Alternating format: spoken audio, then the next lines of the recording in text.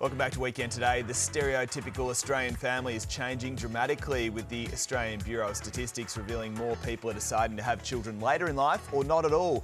As current living arrangements shift, the Bureau is also expecting the number of single parents to jump to nearly 70% in the next 20 years. For more on this, let's bring in today's talkers, commentator Carmen Braidwood in Perth, and also hello to Amanda Rose from Western Sydney Women here in the studio. Firstly to you, Amanda, we know there's no rule book here, nor should there be when it comes to having kids, but why do you think people are changing their minds? Money, the cost of living. It's as simple as that. I was only having a conversation with a friend yesterday that said, gee, I wish I had the option to be able to stay at home if I wanted to. And that's what it is. It was always about choice, but the choice is now gone. So we got, two parents literally having to work full time just to survive when they've got children. So they might have one or they might have none, then decide on more. But that's the number one reason. It's too expensive in this cost of living crisis right now. Carmen, do you agree? We've got more couples choosing not to have kids at all, more parents choosing to do it alone. Does it scream? That doesn't scream nuclear family, the traditional sense anyway.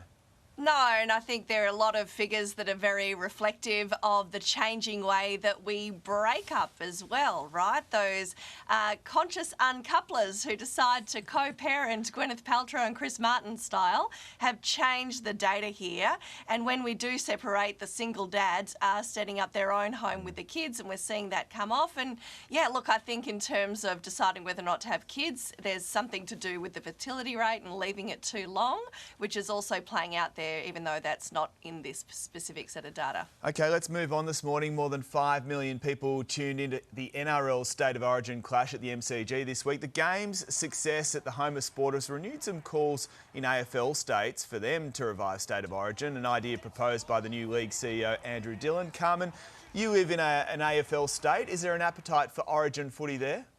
Oh, yeah, sure. We all tune in and watch it, and we like the idea of what the NRL do, but it's the one thing the NRL really do better than the AFL, and sometimes I think just let them have it. Anything the AFL tries to set up is going to be continuously compared, and it's never going to be as good, let's face it. She's got a point, Amanda. It seems like we have this debate every year. Let's face it, nothing incentivises a man of seeing another type of code or man make a lot of money on something and then saying, how can we do that as well? And that's it. When it comes down to it, they saw an opportunity to say, oh, if they can get a lot of people make a lot of money, maybe we can too. Yeah.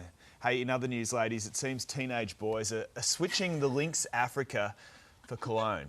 Let me explain. The latest online trend is known as smell maxing, causing kids to obsess with designer fragrances. Health experts, though, warn their eagerness to spend big on those expensive scents might be impacting their hygiene. So first it was boys using too much deodorant, now none at all, Amanda. What's happened here, or what is happening here? I'll leave the boys alone, right? They're teenagers. I mean, growing up, I remember Calvin Klein 1 and Youp with enough, like literally, I was drowned out with that in high school. And Lynx, but also girls had Impulse. Impulse Destiny. Yes, but you know what? If they want to smell good and feel good, let them. I think, and yes, there needs to be cheaper versions now because everything's so expensive, so let them go a bit of Lynx. All right, Carmen, is this a wake-up call for parents to de-influence their kids, if there's such a thing? Oh, look, I think it's a nice hobby compared to maybe spending too much time gaming. What I love about fragrance shopping is it gets you back into the shop and talking to an attendant and trying things. It's quite a sensory experience to get involved in, and a little bit luxe, and just buy one every now and then. They don't have to spend all their money on their fragrances. All right, ladies, thanks so much tackling the big issues this morning and smelling beautiful as well, Jane. I know you were probably an Impulse Destiny kind of gal? I definitely had